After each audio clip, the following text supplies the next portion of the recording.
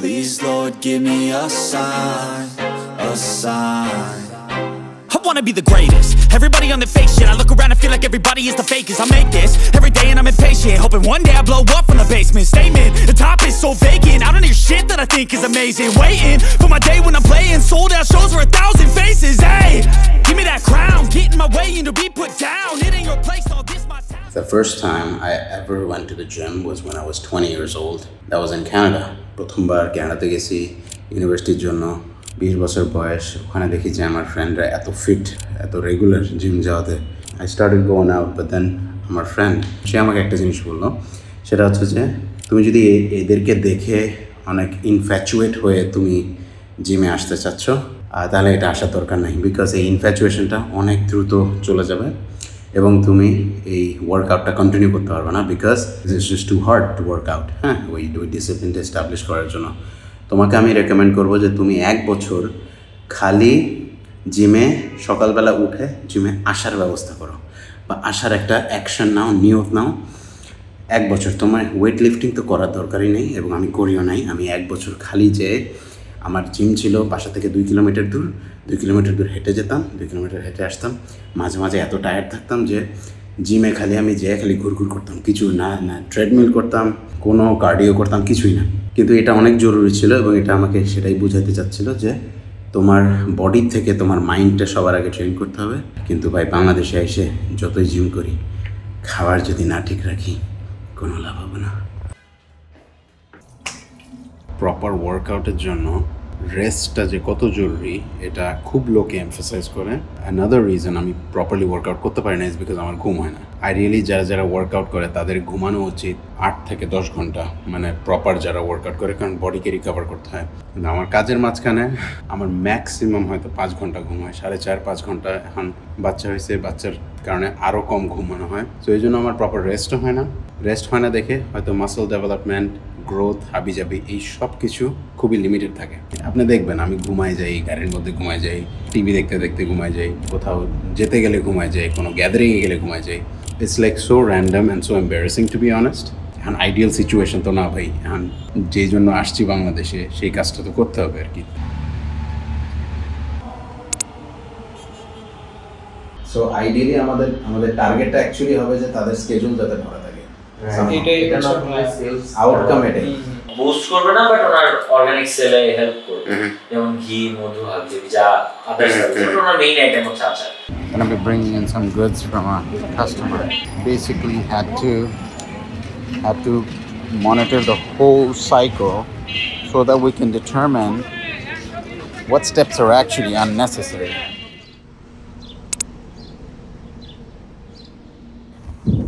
In my previous video, I did mention that there's a real lack for roads to walk on, like it's not very common.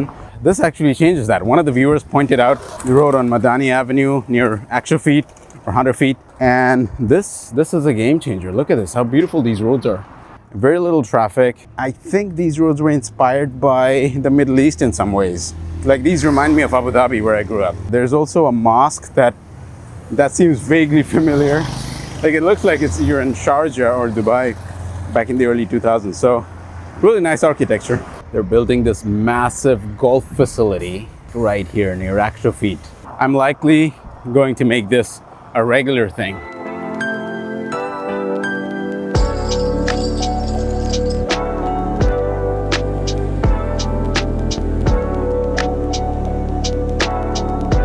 The end of the day আমি হচ্ছে যে data দিয়েই কাস্টমারের ডেলিভারিটা যদি fast করতে পারি, এবং ওই ডেটাটাও যদি আমি আমাদের কুরিয়ার পার্টনারদেরকেও দিতে পারি যে ভাইয়া আপনারা এই এরিয়াতে ডিমান্ড অনেক বেশি, আপনারা যদি একটু ক্যাপাসিটি এই এরিয়াতে বাড়াতে পারেন। বাংলাদেশের ই-কমার্স ঠিক করতে গেলে আরো 5 বছর লাগবে আমার মনে হয়।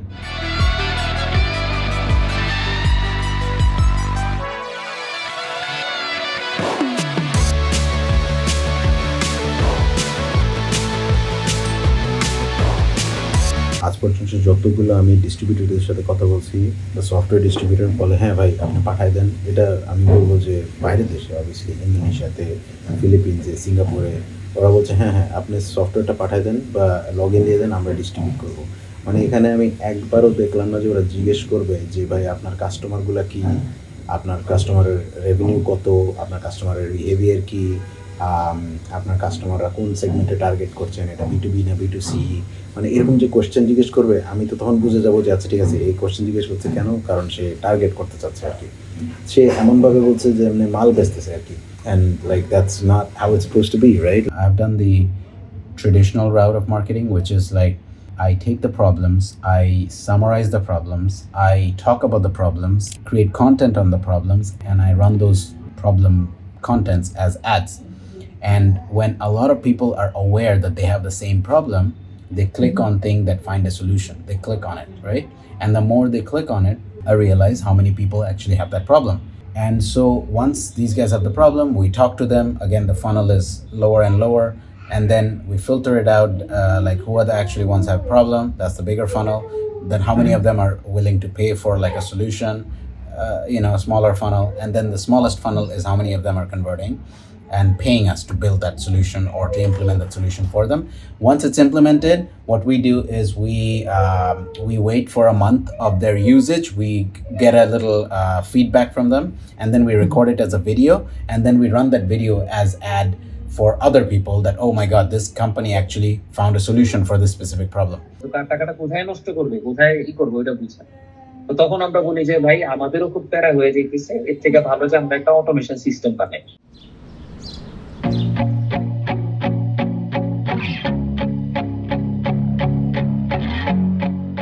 So off to Puran Dhaka once again, meeting someone who has an idea to share with me. Basically, they want to build a network of very strong executives who can help source products. They can bring it from China. They could do customs clearance and logistics, and also help with packing, right? Like these are back-end services that a lot of online brands struggle with. And if executed well, this could be really helpful for online commerce. তো আমাকে এটা মার্কেটও করা লাগছে না, এর কারণ হচ্ছে যে আমি সবগুলা নিয়ে কাজ করি না, আমি খালি একটা জিনিস নিয়ে আমার আইডেন্টিটিটা বানাইছি এবং আজ পর্যন্ত ওই একটা জিনিস নিয়ে লোকেরা আমার চিনে, খালি ওই যে সাপ্লাই চেইন নিয়ে কাজ করি বলে। আমি খালি ওদেরকে কিছু না বলে আমি জাস্ট কন্ট্রাক্টে পাঠিয়ে দিলাম যে এইগুলো সার্ভিস করছি, ও লিটারেলি ও খালি পিক করে বলছে আমার এটা লাগবে এটা লাগবে এটা লাগবে, দিয়ে ও জাস্ট চুপচাপ করে টাকা পাঠিয়ে দিচ্ছে আমার।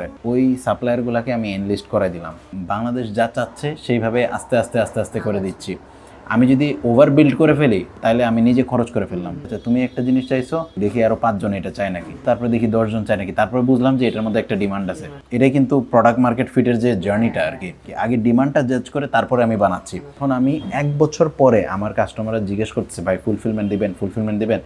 1 বছর পরে আমি ডিসাইড করছি যে এটা ফুলফিলমেন্টটা আনবো। কেন? কারণ আমি বুঝতেছি যে এটার মধ্যে অ্যাকচুয়ালি ডিমান্ড আছে নাকি খালি 2-3টা কাস্টমারের জন্য করতেছি। কমার্স কিন্তু বাড়ছে, 17তে $100 মিলিয়ন ট্রানজাকশন অ্যানুয়ালি, ওই $100 মিলিয়ন থেকে এখন $12 বিলিয়ন ট্রানজাকশন হচ্ছে বাংলাদেশে। প্যাকেজিংয়ের কাজ জীবনে আমি আজ পর্যন্ত কাউরে দেখি না যে সে অনলাইনে যে আমার 100টা বোতল লাগবে বা 100টা কার্ডবোর্ড বক্স লাগবে আমি অর্ডার দিই। ও সবসময় কল দিবে, ওর কোনো পরিচিত কেউ পুরান ঢাকার কোনো সাপ্লায়ার তারাই দিবে। আচ্ছা পুরান ঢাকায় আসার একটা খুব ইউনিক যে ঢাকার সাইডে সবাই সেল বলে, হ্যাঁ যে সেল কত তোর সেল কত, কিন্তু পুরান ঢাকার আবার স্টোরি ডিফারেন্ট। এরা হচ্ছে যে প্রফিট নিয়ে ক্যালকুলেট করে, which is amazing because I can understand যে অ্যাকচুয়ালি মাইন্ডসেটটা কোথায় যায় আর কি। আর এই লার্নিংগুলোকে আমি আরও পাবলিসাইজ করি, হ্যাঁ বিকজ আমি যে 10 বছর আগে যে ভুলগুলো করছি, এখন যে এন্টারপ্রেনাররা এরা যদি ব্যবসায়ীরা উদ্যোক্তারা ওই সেম ভুল করে তাহলে ইকোসিস্টেম কেমনে আগাবে?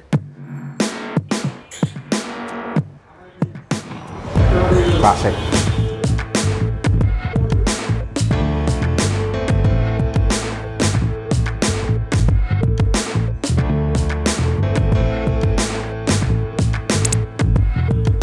I've always had respect for like great artists, and when I see this little water tank right here, it gives such good vibes to me that someone had the creativity to think of a water tank and then paint it over to make it look like, I don't know what it is, it looks like a spaceship to me.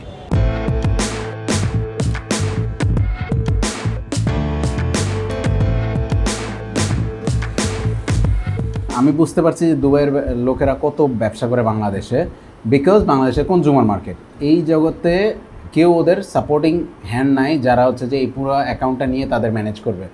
Even কি আমরা যখন মার্কেটে আসছিলাম তখন কিন্তু এই যে কুরিয়ারের যে এপিআই যায় এইগুলো কিন্তু ছিল না, টু ওয়ে ইনফরমেশন বানাইছি। তো এখন কুরিয়ারদের সাথে আমরা আলাদা কাজ করছি, একটা বিজনেস অ্যাকাউন্ট বানাচ্ছি যেখানে আমরাই নিউপোর্টই একটা অ্যাকাউন্ট হবে, নিউপোর্টের মধ্যে মাল্টিপল ব্র্যান্ডসরা কাজ করতেছে। ওরা হচ্ছে যে একটা ব্যাকএন্ড কুরিয়ার নেটওয়ার্ক আর আমরা হচ্ছে যে ফুলফিলমেন্ট নেটওয়ার্ক। এই ফুলফিলমেন্ট নেটওয়ার্কের মধ্যে যা অর্ডার আসবে ওই কুরিয়ার নেটওয়ার্কের মধ্যে চলে যাবে, ওরা ড্রপ করার সাথে সাথে ওই অর্ডার স্ট্যাটাসটাও চলে আসবে আমাদের সিস্টেমের মধ্যে। আমি ইভেন কি ওর কস্ট মডেলটাও আমি দাঁড় করাইতে পারবো, আপনার লেবেলিংয়ে এত খরচ হবে, ফুলফিলমেন্টে এত খরচ হবে, আপনার ঢাকনায় এত খরচ হবে, স্টার্ট টু ফিনিশ পর্যন্ত ওরে ব্রেকডাউন দিয়ে দিতে পারবো। আননেসারি লিড দিয়ে ও করবে এটা কি, ভেরিফাইড লিড লাগবে না? ভাইয়া তাহলে আমি স্ক্রিনটা শেয়ার করে দিই। Yeah please, thank you. এখানে যদি টেক টিমের সাথে একবার আমরা যদি একটু বসতে পারি তাহলে আমরা ইউজ কেসটা খুব সুন্দর করে গুছায় দিয়ে বুঝাই দিতে পারবো আর কি। এই জন্য তো ট্র্যাকশন সবার আগে দিই আমি ট্র্যাকশনটা সবার সেকেন্ড শিটে দিছি, সবার আগে ট্র্যাকশন দিছি। 60 million last year, 5000 monthly active user, 3 million consumer served, 97% user retention. আজকে দেখি কী অবস্থা। দুবাইতে যেসব কাস্টমারগুলো লিটারালি এরা কিন্তু ইন্ডিভিজুয়াল ব্র্যান্ড না, এরা কিন্তু অপারেটার। ব্র্যান্ডগুলো কারা? Like guys like our dads who buy wholesale. আর ওর ছেলেপেলেরা, ওর বন্ধুরা, ওরা বলছে যে ভাই আপনার তো এইগুলো কারে দিবেন আপনি? আমরা হচ্ছে অনলাইনে একটা পেজ বানাবো, সুন্দর পেজ টেজ বানাই, এগুলো ওইখানে অ্যাড ছাড়া ছাড়া সেল করব। তো ওরা এরকমভাবে এক দুইটার সাথে করতে করতে অনেকগুলো রিটেলার এসে গেছে যে ওরা তো দোকান দিয়ে পোষাইতে পারছে না। ওরা বলছে ভাই আমার মালগুলো আপনি নেন, আমার তো মাল কেনার টাকা আপনারা দিতে হবে না, আমার কিনা আছে, আপনি আমারে পার মালে এত টাকা দিয়ে প্রফিট দিয়েন বাস। 2021 সালে আমরা সেম জায়গায় ছিলাম যে কোনো কুরিয়ার কোম্পানির এপিআই ছিল না। আমরা প্রত্যেকজনের সাথে যে জিজ্ঞেস করে করে আমরা বলছি যে ভাই আপনি একটা এপিআই বানান যে মাল্টি অর্ডারগুলো একসাথে ঢুকাই দিব, এক ক্লিকের মধ্যে 500-1000টা অর্ডার। তো তখন যে তারা সিরিয়াসলি নিছে, ওরা বলতেছে যে আমি জাস্ট ডাইরেক্ট এখানে সেল করব, আপনি চায়না থেকে আইনে এখানে স্টোর করবেন আর আমার কাস্টমারে পৌঁছে দিবেন বাস। আমি আমার মাল দেখতেও চাই না, আমি কিছু করতেও চাই না। অবভিয়াসলি এর মধ্যে থেকে ফেসবুক আরও এক্সপেন্সিভ হয়ে গেছে because of the amount of, কারণ আমি দেখছি যে আমার ভাই ঘি বেচে, আমিও ঘি বেচলাম, কিন্তু আমাদের সাপ্লায়ার সেম। তো এর মধ্যে থেকে আমাদের দোনোজনের জন্য প্লাস আরেকজন, আমাদের দোনোজনরা দেখে আরেকজন ওই সাপ্লায়ারকেই ঘি অর্ডার দিল, ঠিক আছে? সাপ্লায়ার খুব ভালো জিতছে, ফেসবুক এখানে জিতছে, কারণ আমরা সেম প্রোডাক্ট দিচ্ছি, my ads become expensive.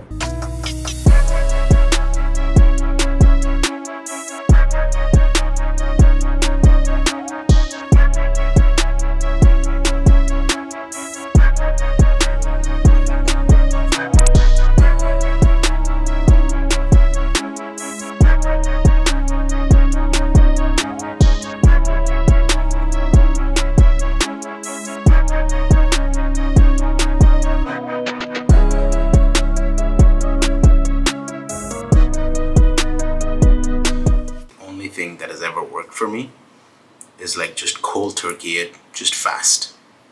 Cut down your calories, have a routine like you're not eating from dawn to dusk, and it just that's basically that's discipline, right? And I've also come to realize that that is what it takes also to build a company, especially in an emerging market. There's way too many distractions, and so you know, for fitness or you know, having a healthy lifestyle, fasting helps because it lets you focus. And in building a company, getting rid of stuff actually helps you focus. And so all you have to do is focus on your customers, build the right process, build the right team, invest in the technology, and just pace yourself towards the pace, like at the pace of the market. And hopefully it'll work out if you can play the long game.